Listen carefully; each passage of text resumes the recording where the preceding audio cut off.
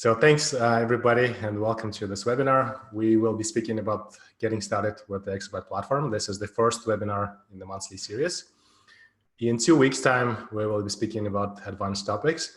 And so this month, we will also have our very first webinar in Japanese. So our Japanese colleagues will be presenting to the Japanese audience in 2 weeks' time as well on May 12th. We'll have a separate announcement about that. So everybody should be registered in the platform. Everybody will receive the text of this webinar in a PDF, so there is no need to take notes. And this webinar is recorded and will also be sent to all participants. At any point, we encourage you to ask questions, as the one good thing about the coronavirus lockdown, I guess, is that everybody is using Zoom right now. So everybody should be familiar with how to ask questions in the chat. Please do that at any point in time during the webinar. We'll have specific times to go over the questions and answer them. This is the agenda for today. We will first cover the platform capabilities, what is our vision for the platform, what it can do at present. And then we will speak about the core parts of the Exabyte platform, what's under the hood, common user interface components, accounts, actions, and things like that. And then we'll speak about the main entities that the platform works with, including materials, simulation workflows, calculation jobs, and finish with that. Okay, so let's go ahead and start with the Exabyte platform. To understand the need for it, we have to first take a step back and think about the different options for doing research and development, right? For hundreds of years, people have been doing experiments, and since lately, it was possible to do theory as well by analytically solving theoretical equations. For material science, the reality is such that analytic solutions are close to impossible to obtain in most cases, and that's why when the computers came to the picture, the computational science, or modeling and simulations, made it possible to find the solutions to these equations computationally. And what we've seen over the last 20 years or so is that humanity have accumulated enough data coming from simulations and experiments that in most cases, when we don't even know the underlying equations that govern the material science processes, we can still use artificial intelligence to see the trends in data. And it's a very different concept. And it will require a different mindset and different digital tools to effectively utilize the data-driven R&D paradigm. And that's why artificial intelligence and machine learning are hot topics today, and people speak about them. So what is necessary? What kind of platform will make it possible for us to uncover, to take the the new paradigm and utilize it? We believe that we have to first start with a focal point where multiple different kinds of simulations, multiple different kinds of sciences can all collaborate and exchange data. And we call this a focal point the cloud.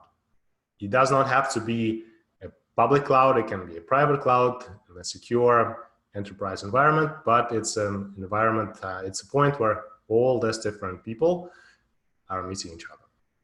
And those are computational scientists, experimental scientists, data scientists, as well as administration and management to some degree.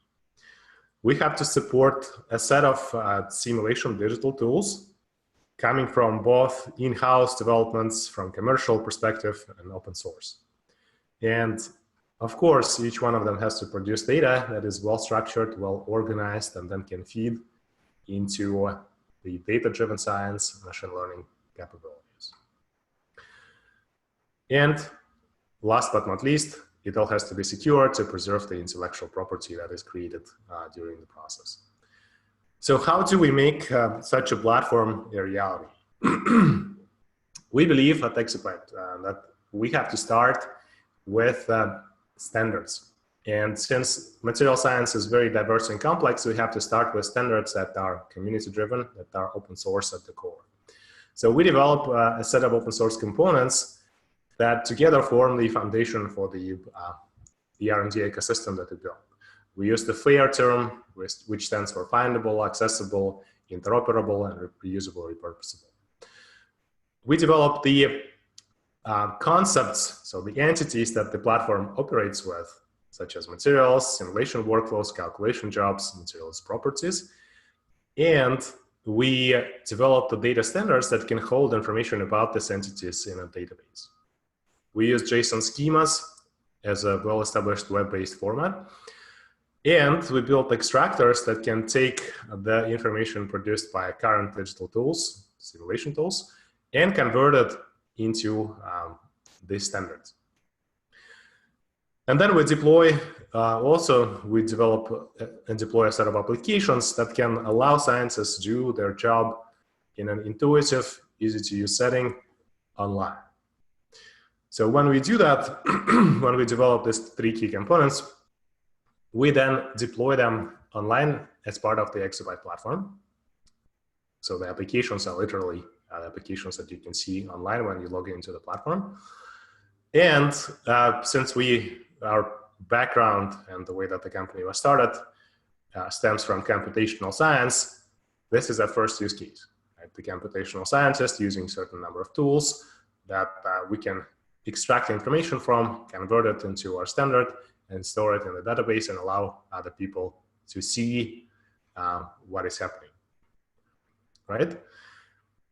So besides the computational scientists, though, and the roadmap and the way that we develop the platform are also data scientists that can access the information and build these data-driven models that we were speaking about in the very beginning, and the experimental scientists that can provide validation to the computational scientists' predictions, or in some cases, they can also access the simulation workflows that are perhaps not so sophisticated directly and augment their experimental capabilities. And as we can see, many users, many customers also have their external elements, such as their external computational resources, laboratory equipment, of course, and data platform tools. And here is how we can see those external elements contributing into our platform. So how do we actually make it happen today, right? We focus on identifying different capabilities that material scientists have to be able to perform. And we think about it in terms of the digital R&D cycle, starting from designing material structures as a first step and finishing with the experimental validation throughout the cycle of designing materials, executing simulations, making sure that they actually complete properly, and then building data analytics, organizing data, and things like that. So I will demonstrate to you right now how we support 6 out of the 7 steps in the platform today. But here's the first snapshot where you can see an example account page for exabyte-io enterprise account. Enterprise means it's an organizational account which has multiple users. So this is our team at Exabyte, a snapshot of the team. And you can see that all these people have access to all the entities that are held inside this account, such as materials, workflows, jobs, and such. Right? We can see the quick summary of the company and the computational resources available to it. When we speak about designing materials, which is step number 1 in the R&D cycle, here is a quick demonstration for an aluminum gallium arsenide surface. Here we can cut the surface at a certain angle and then save this information as a material entity inside the platform. Here I'm adding 2 tags to this entity to be able to easily find it in the future. And in some cases, we need to deal with not just a single material, but with a chemical reaction, for example, a set of material structures when 2 entities, 2 or more entities are interchanging atoms, right? And for that, we have enabled material sets capabilities. So what you can see on this video, this animation, is that there are a set of structures, the initial and step-by-step following a certain chemical reaction path. And we can group them and we can see how the atoms actually move within this path on the left. So there's hydrogen inside the strontium zirconium oxide matrix, and it's moving in a certain direction, and that's how we can code in the chemical reaction. The second step, once we have created the materials, is in setting up the simulation workflows. And for that, we have also established excuse me, a data-driven description for these workflows, where we store the information about them in a database and make it accessible, available for people to reuse. So there's a set of widely used workflows that our users can clone into their private collection and then reuse them to calculate properties like electronic band structure or vibrational spectra and such. So here's how they would do it. They would first select the material, then get to the list of workflows and select one of them. Okay, and then there's also a certain routine that they have to follow to select the computational parameters that we will not be speaking about in details here. I will cover it later. And here we go. There is the gallium arsenide band structure calculation ready to be executed. So the next step is to submit it for execution. So here I'm clicking run. And I can follow the logic inside this calculation, make sure that each part of it is properly completed. And then at the end, I get the results, such as data points and graphs. In this case, this is the gallium arsenide band structure. And we can see the chemical reaction profile for the chemical reaction path that I was demonstrating initially. The people who do this kind of work on a daily basis usually require some sort of programmatic help. They would like to access this kind of functionality, designing materials, running calculations, using scripting. And that's what we support as well. Today, I can demonstrate it with these three screens. So here is the Python code that we'll be executing. And on the left here is it's the representation of what's happening in the platform based on this code. And this is some internal logs as well. So what we do is we import two materials from an online database, from materials project here. And we set up two calculations for them, two band structure calculations. And then you can see in some point in our code, we have this wait for all these calculations to complete. And as a next step, we'll form a table that contains the data extracted from these calculations, including characteristic properties like the actual band structure, the band gap values, and descriptive properties like the structural parameters of initial materials. Okay, we can see how that works. We also support running a Jupyter environment right off the platform. It's a handy tool for any kind of data analytics. So we start a calculation job, we can select Jupyter as an application, and then we can open Notebook online and edit and modify it and run it. So here is a quick example of how we can communicate with the API using a Jupyter Notebook. So here I'm editing the account ID and authentication token that I can access in my account preferences list. And if I run this Jupyter Notebook, I can get materials that contain silicon inside its formula. Okay. So here is the list of applications that we support today. We divide them into the modeling applications that can extract scientific data, and analysis tools, the tools that can help analyze the data that's been produced in the modeling. They can be accessed both through the user interface and through alternative connection methods like remote desktop and command line environment. In command line environment, we use modules environment, which is a handy application. And you can see the list of modules supported in the command line. And there's also batch scripts that users can execute to submit command line jobs.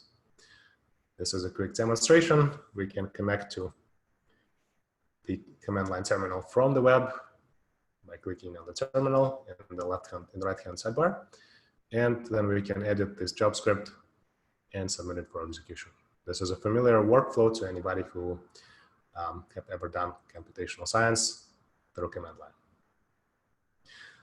All right, so here is a quick summary of the exabyte platform overview. Exabyte.io is a comprehensive ecosystem for materials and chemical R&D. The goal of the ecosystem is to transition today's prevalent siloed, isolated, fragmented approach to a fair, findable, accessible, interoperable, reusable infrastructure. The goal of the platform is to supercharge computational scientists to provide a dedicated environment for their work that can be performed faster than it is today. And the platform can be accessed in multiple levels, the infrastructure for compute only, programmatic level to RESTful API, and the web interface. Now I will proceed to speak about the core parts of the platform. Excuse me. And we will speak a little bit about what's under the hood. I've demonstrated this diagram in the previous part, and as you can see, there is a direct correspondence between parts in this diagram and what you can see on our GitHub page, the open source repositories that we have developed. So the standards are inside the repository that we call SE, which stands for Exabyte Source of Schemas and Examples. The extractors, one example of extractors is implemented inside exaparser, which is a Python package which can take information from quantum espresso calculation, for example, and put it in, serialize it according to SE. And we have a materials designer as an example application. And we also have a set of examples on how users can work with our RESTful API. What's important to understand is that we have developed these entities, the concepts that the platform deals with, on purpose in a certain way that separates the information. For example, in most cases, the information about material and a calculation approach that is used to simulate this material is bundled together, usually, when we use something like quantum espresso. And that creates difficulties when we try to understand and store this information in a database. So we have separated the concepts of materials and simulation workflows on purpose. And then we all have a certain way to represent this information that is defined inside database schemas. And these database schemas are present inside the online repository that we call SE. And they also represent reusable Python and JavaScript packages. So users that are familiar with Python, for example, can import this package and validate the data that they produce in Python to make sure that it adheres to the schema. The same can be done in JavaScript applications online too. So here is an example where we have a schema on the left and an example of the example data structure that adheres to the schema on the right. So we can see that there are certain properties that are supposed to be inside this data structure, such as crystal basis and crystal lattice. And that's exactly what we have on the right. There's crystal basis that contains the coordinates for each of the atoms that are present inside the basis and the element names. Okay, so that's an example for a schema and its data structure. Why it's important to understand the data structures underneath? It's important to understand that because in some cases, especially when we work with RESTful API, but even when we work with the user interface, we might not be able to get all the information from these data structures through the user interface.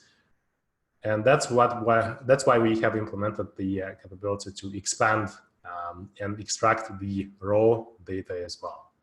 So if we look at the list of materials and select the expand action, we can access the full JSON representation of material inside the database. So this is a quick midway summary about the entities. Every entity that user encounters inside the platform is defined inside the exabyte data convention, which is an open source GitHub repository. These definitions really are meant as a unified format that should be able to incorporate data from multiple material types and multiple modeling approaches. And the platform provides a user interface that allows to see the underlying data behind the entities. For the users that are familiar with GitHub and for the software developers, there is a way to contribute new functionality. So the contributions that you put into the packages that I just described can be quickly shown and quickly appear inside the Exabyte platform. We will help and work with the people interested to do that. And we will also motivate them to continue and contribute more.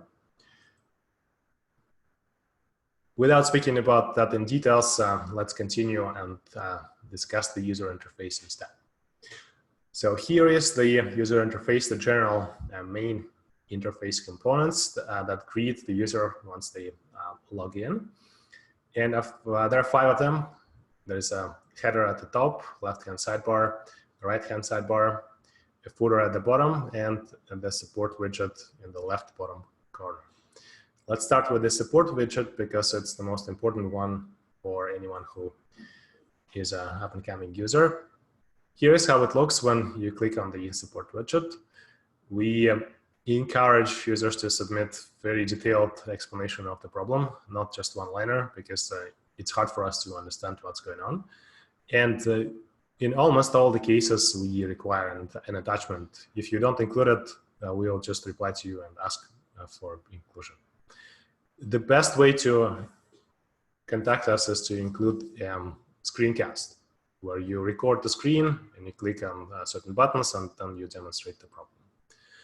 There is also a chat in the right corner, but it's meant for the users that are about to log in, for the users to help them register, to cover only the audience that is not had not registered in the platform yet. So please don't use it for support requests. Now, when clicking on the top right corner here, we can open the left-hand sidebar. And here we can navigate to the account-owned entities, such as jobs, materials, and workflows again.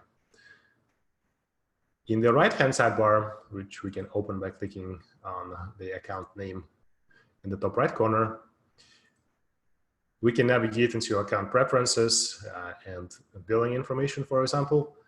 And we can also use the alternative connection methods like the web terminal and remote desktop. So besides the general interface components, we also have the entity-related interface component. So for each entity, for materials, for workflows and jobs, we have a set of these 3 components. Explorer, which is a list of items, the table or list that demonstrates the entities inside the user collection. A designer, so a development environment where we can edit the entities. And a viewer, which is a quick dedicated page to see one or more entity. So here's an example Explorer for materials. You can see all materials that belong to this account. And there are certain actions that we can perform on these materials. The actions at the top, we can apply to multiple materials. And the actions in the dropdown, we can apply to each specific entity. We can also filter materials information by using this filter dialog. Now, here is how a materials designer looks like. I will speak about it in more details, but this is the the component where we can edit materials information, create new materials, and modify it and visualize it in 3D.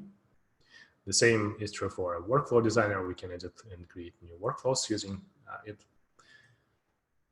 And when we are done, we can visualize the material information and change its metadata using the entity viewer component. So in the viewer component, we will not be able to modify the structure because structure defines material. But we will be able to change the description or the name of material or the tags associated with it. Now let's speak briefly about the accounts and sharing. So accounts are people or groups of people that can perform actions on entities.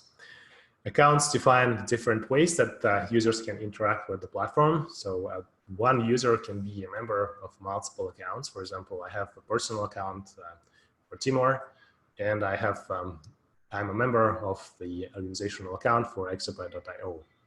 And I can use the platform as a member of each. The organizational accounts have multiple members, and personal accounts have only one member by definition, by design.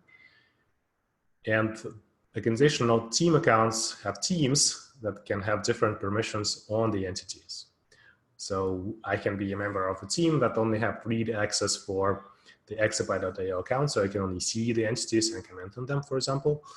But I cannot edit, I cannot run the simulations, I cannot create new materials. That type of access is possible through a team-based permission. And each organizational account has an owner and an administrator or multiple administrators that can assign team-based permissions. It's important to understand also the concept of entity collection and entity bank. So when we store materials, for example, we store them per each account. So for each new user, we have a subset of the materials collection that is private to the specific user or specific account. But we also hold the materials bank collection where all unique entities coming from all the platform users are aggregated. For example, if there are two users and two of them have created a silicon as a material, silicon FCC in its equilibrium structure, then all of them will contribute to a single entry inside the materials bank. That's the way for us to track unique materials, and that's the way for us to facilitate collaboration and data sharing. Now, for some accounts that require privacy, they can subscribe for a private data access. And in this case, all the entities that are produced by this account are only visible to this account and to nobody else. So if there is a certain material that they create and there is its representation in the materials bank, no other accounts have access to it. And for those who do not really care about this, the public data facilitates access to these entities and bank to other accounts as well. Here's how one can open the accounts, the entity bank. So account members can import bank entities, and here is a quick shortcut that users can use. I will demonstrate how to do that in a moment. What's important is to understand which materials bank entities to start with when you are a novice user. We recommend to select materials bank entities produced by curator's account, because that's the most tested, well-tested entities that we stand behind, the exabyte team. You can see there are many other people that contribute their information into the entity bank as well. And in some cases, they make certain assumptions that may not work for everybody else. We do not do that under the curator's account, so please use the entities that we have created when you are just starting. When you understand how things work, you can make your own judgment. Now, a little bit about the service levels. The service levels define the features that are available to accounts. And today we have 4 different service levels. Everybody starts when they log in and first create an account with a free service level. And then they can transition to a pro service level, which has certain upgraded capabilities.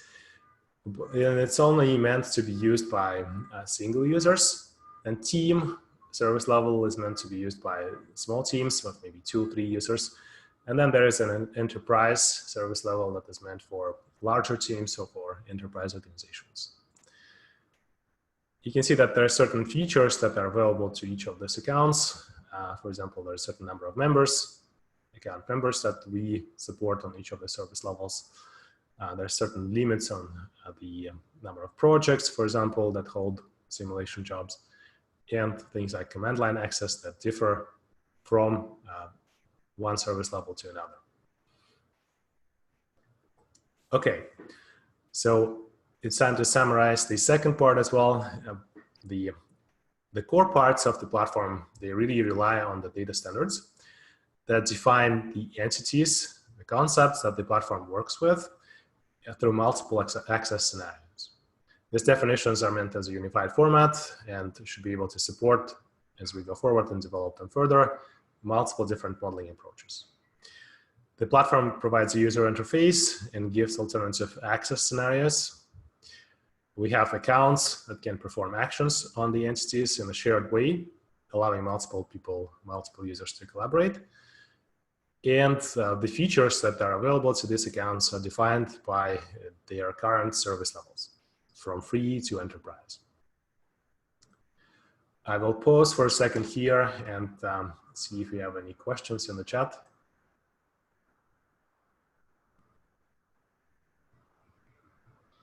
I don't see any as of this moment, so let's continue onwards. Please do ask questions in the chat or Q&A if you have them.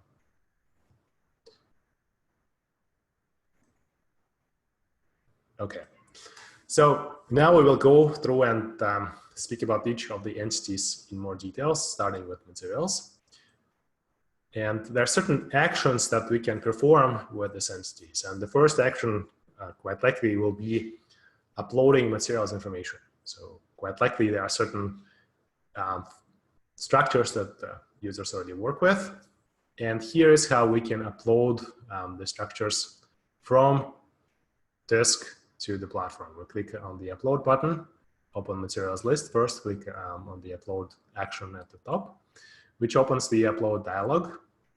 And then we click on select items inside this dialog and select one or multiple files. In this case, I'm selecting multiple files that are in the postcard format for WASP simulation engine. I click on select. So now what happened is that these entities are present inside the upload dialog in an intermediate state.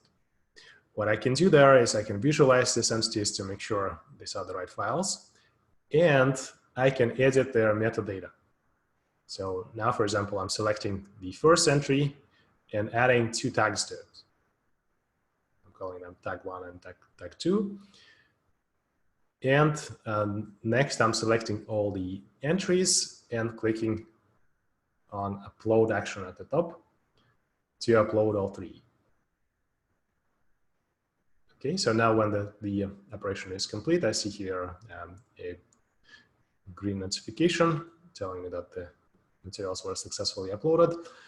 And now what happens is that there are 3 materials added to my materials collection, and one of them is tagged with the 2 tags that I have just created. Okay, so that's how we can upload materials information from our computer, from disk, from files.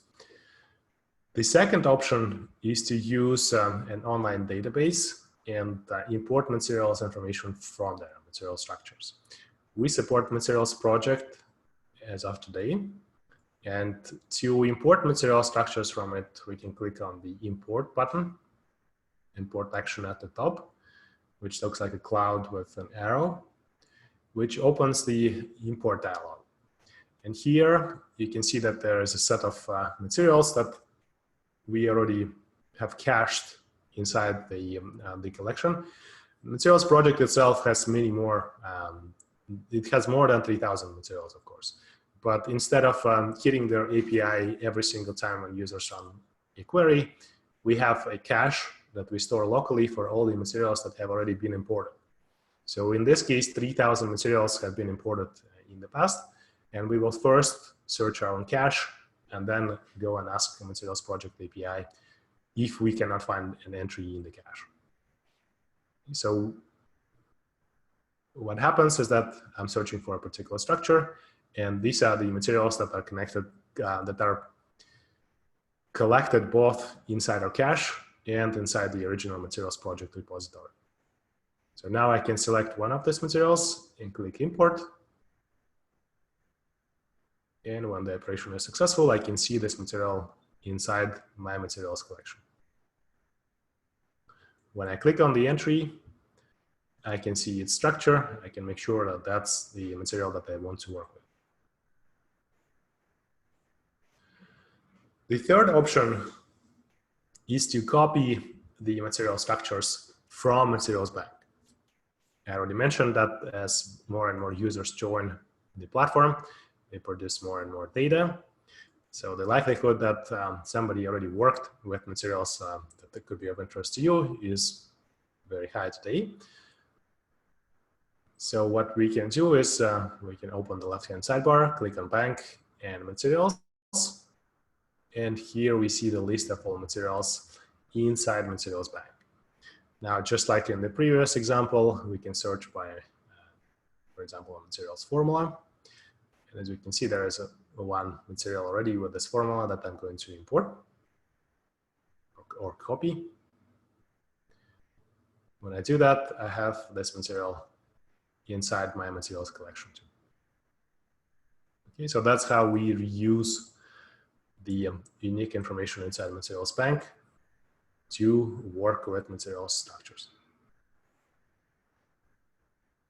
Instead of opening the left-hand sidebar, users can also navigate to the bank by using the import from bank shortcut. In some cases, when we deal with materials information, a simple search by formula is not going to help, right? There could be multiple structures that will have the same formula. So for that, we have implemented advanced search, and to open the advanced search, we need to click on the corresponding action in the top. And we are presented with a query builder, which contains multiple different and or conditions that can filter the list using certain keywords.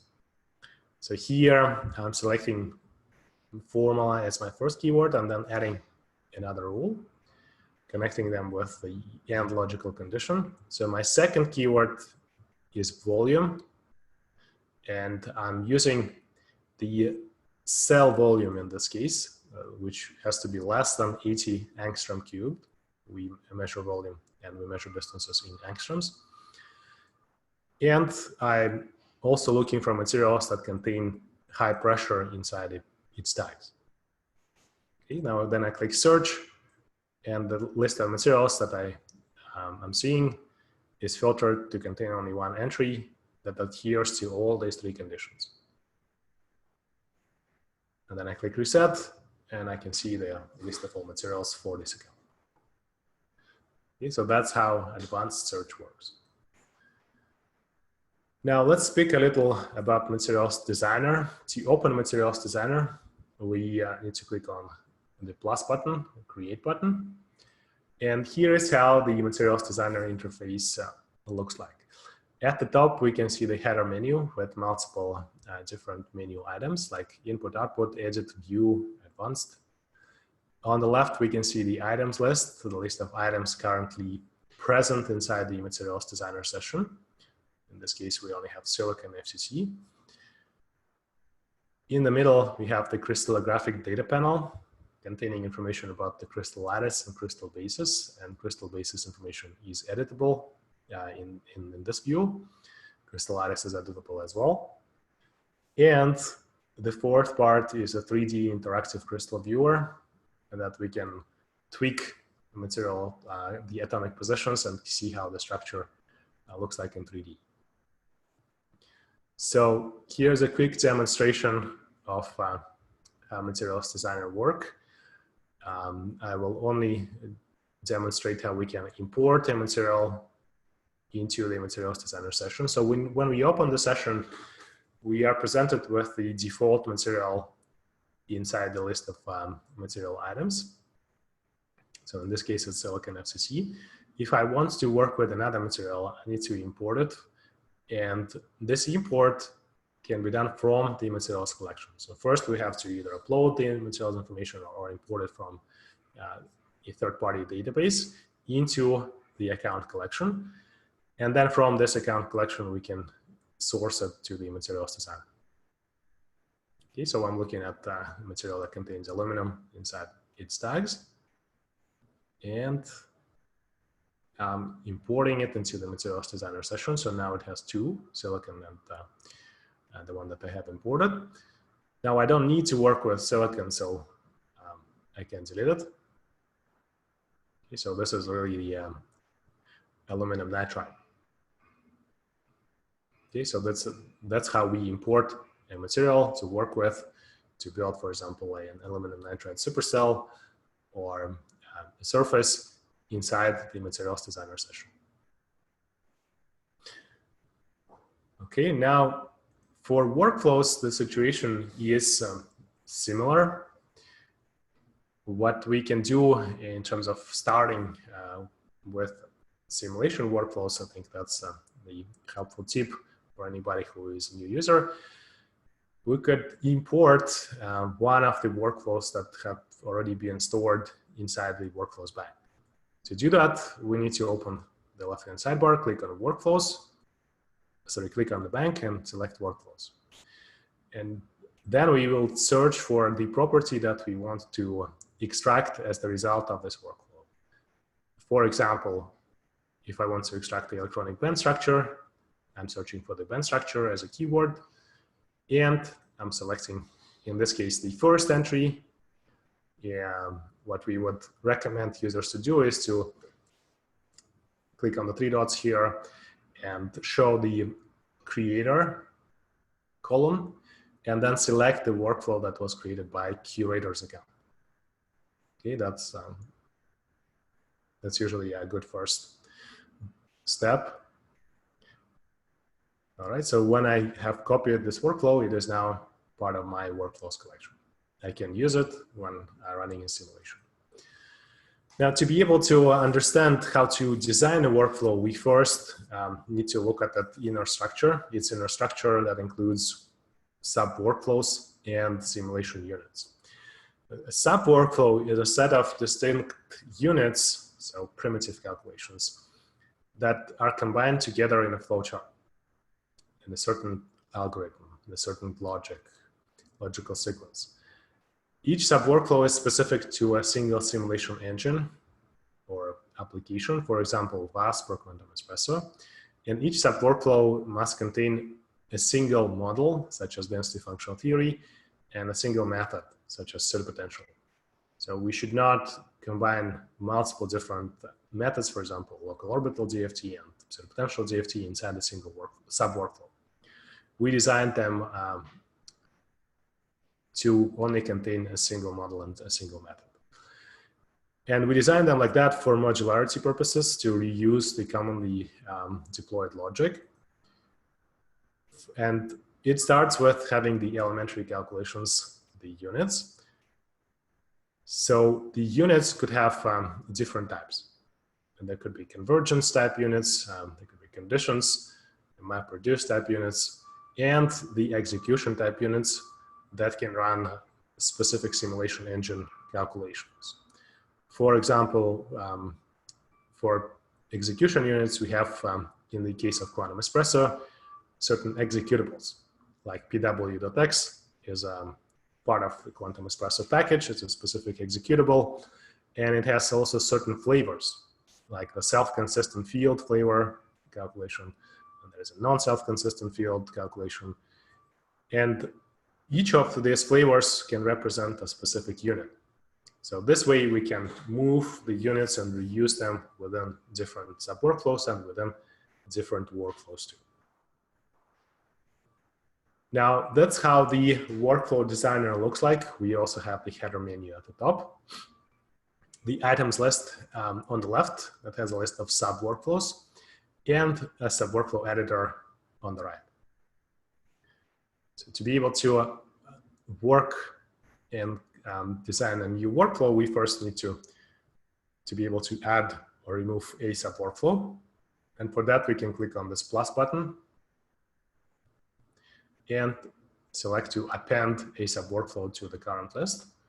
And here we can see the 2 entries instead of 1. And if we click on select this sub-workflow by clicking on the arrow here, we can also delete it by clicking minus button. All right.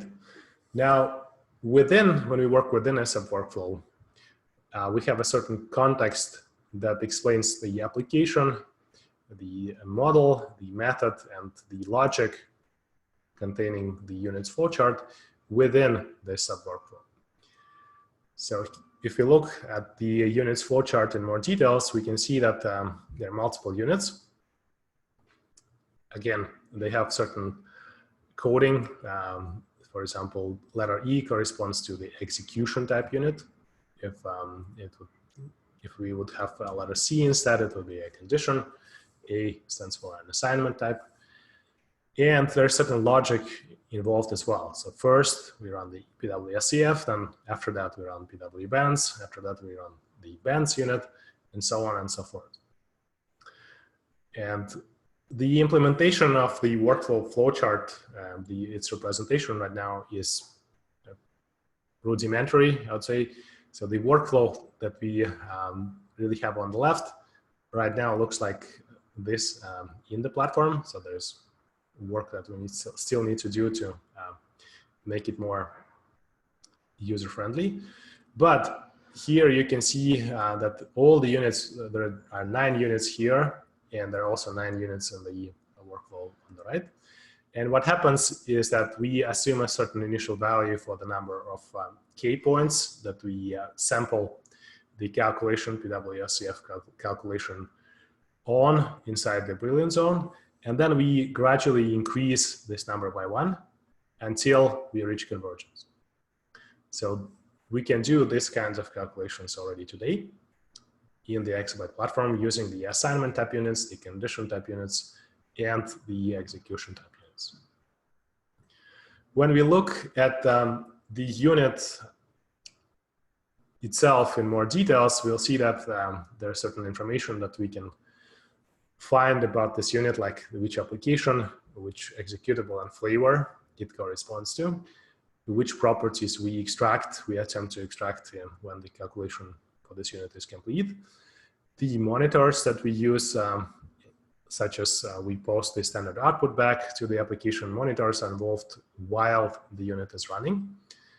And we can also extract the convergence in case of this particular calculation, the electronic convergence. And there is some logic about what is run after this unit, which flowchart ID is going to the unit with which flowchart ID will be run after this one. And at the bottom, we have the input templates. So the textual representation of the input file that will be fed to this unit. Now, if you look deeper at the input templates, you'll see that it contains variables instead of the actual data about materials.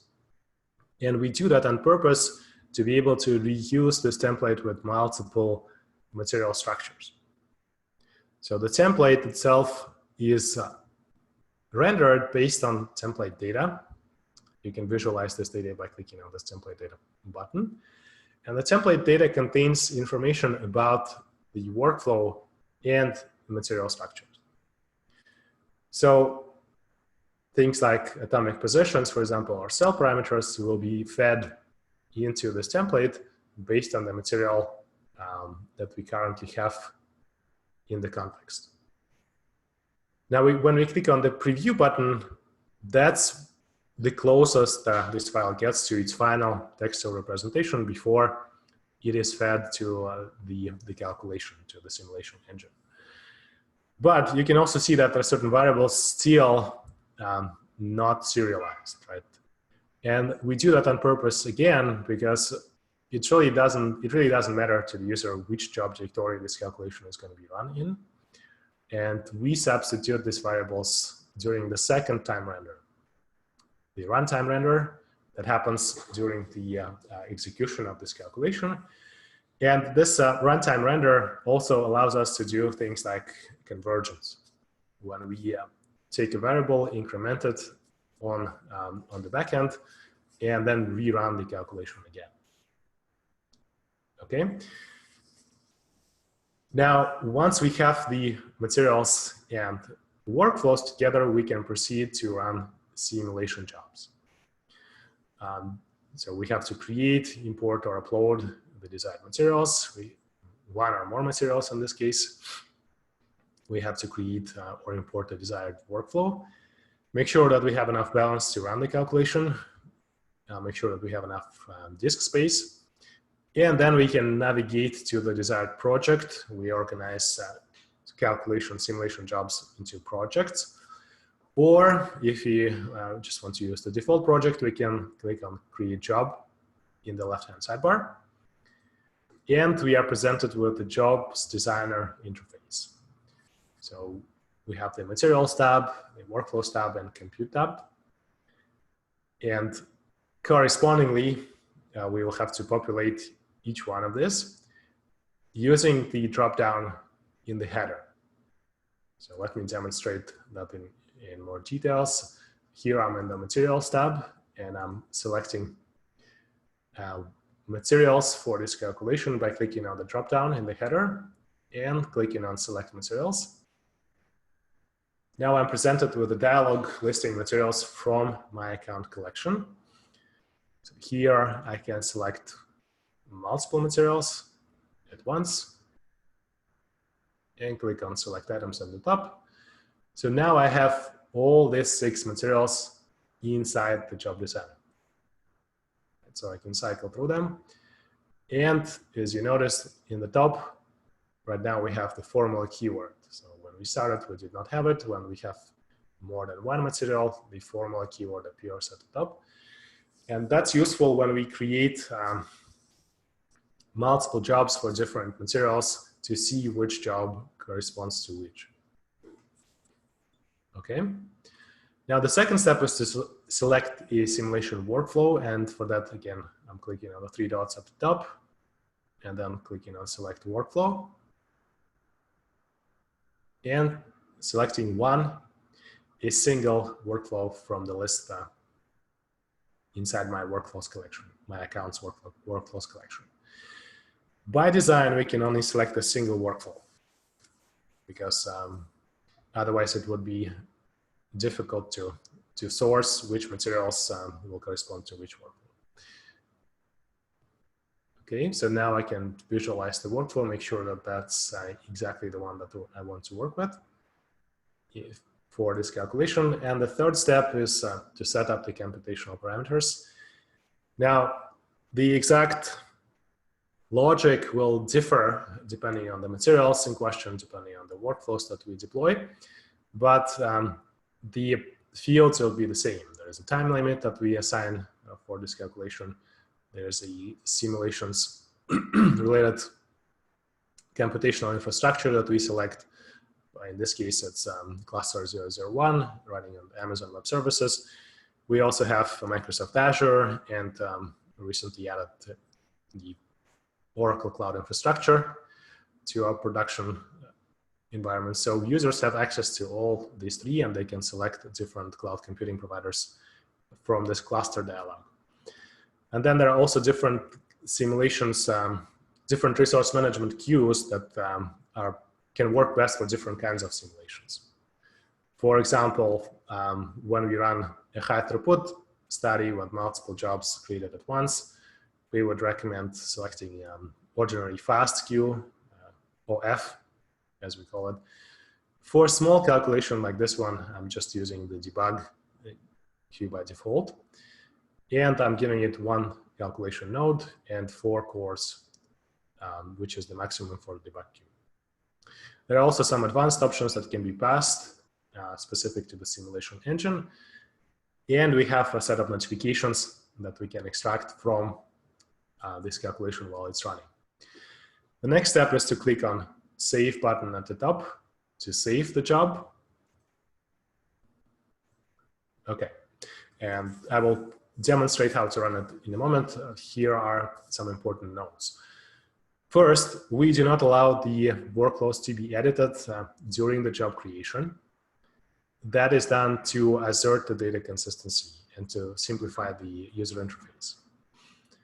In order to modify the workflows, users should go and edit the workflows inside the editor first, and then select the modified workflow during the job creation. Now, we understand that that could be difficult for new users especially, so we do support editing of the input files directly inside the preview tab. So I have demonstrated there is a template tab and there is a preview tab for the workflow, and the preview tab can be edited directly.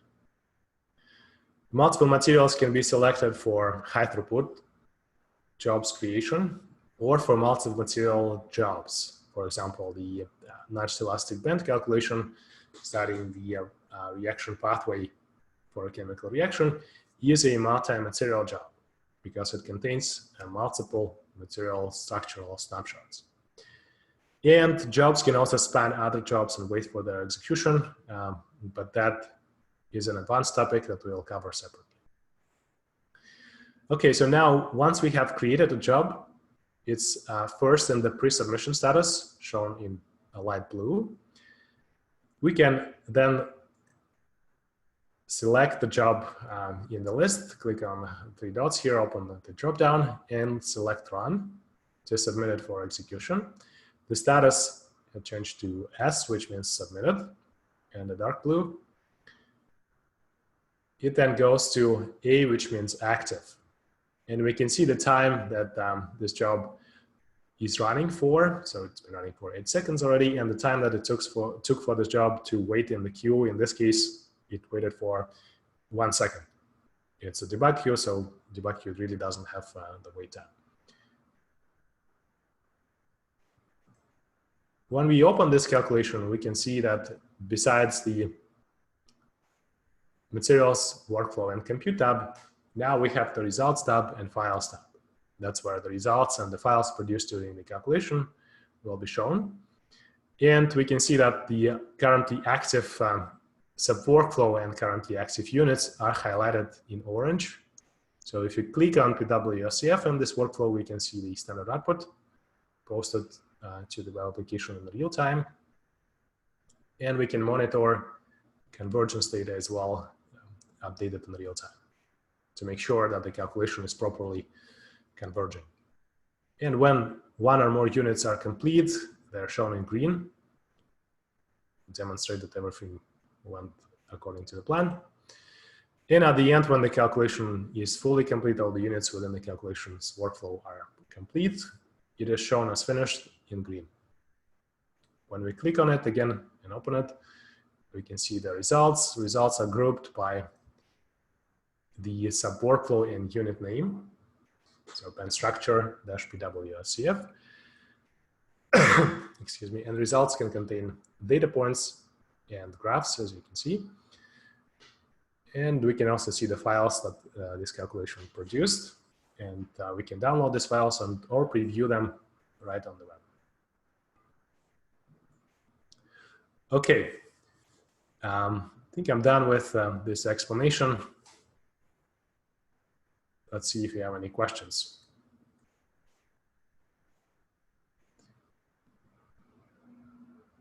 I don't see any questions in the Q&A, but I have, okay, great. Altaf raised the hand. Hi, Altaf. Please go ahead.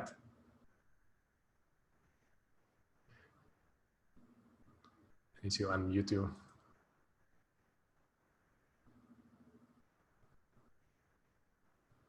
Altaf, go ahead and ask a question. I have allowed you to speak. Oh, okay. Unmute. Okay, okay.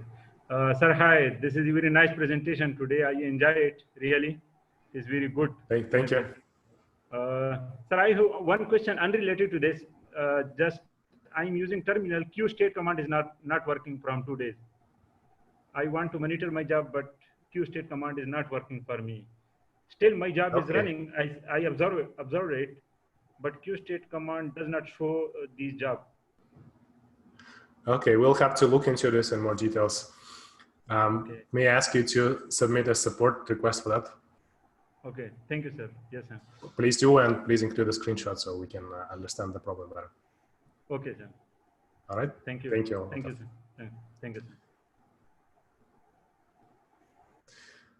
So we have another question from Alexander. If the quota is reached, how would we free some space for from the UI? So to answer this question, let me come back to the list.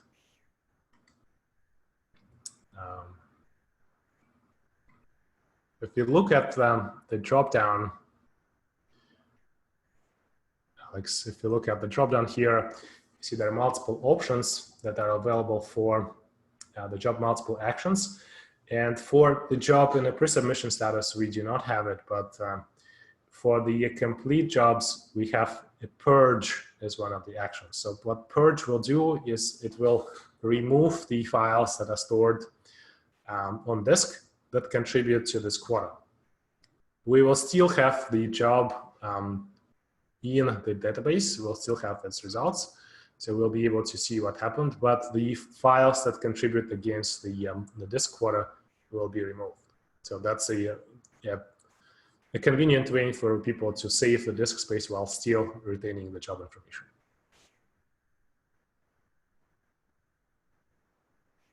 I hope that's clear. Please let me know if you have any follow-up questions on this. Do we have anybody else willing to speak or ask questions?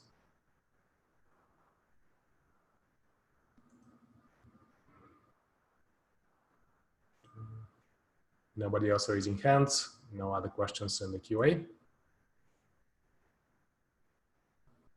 Okay. So if you do have any questions, please feel free to send them either. If you have any specific questions like Altaf just did, please, the best way to answer those is to raise a support ticket. We try to answer them as quickly as possible. If you have any other questions regarding the platform operations or any other suggestions, please shoot them directly to me at timur@exabyte.io.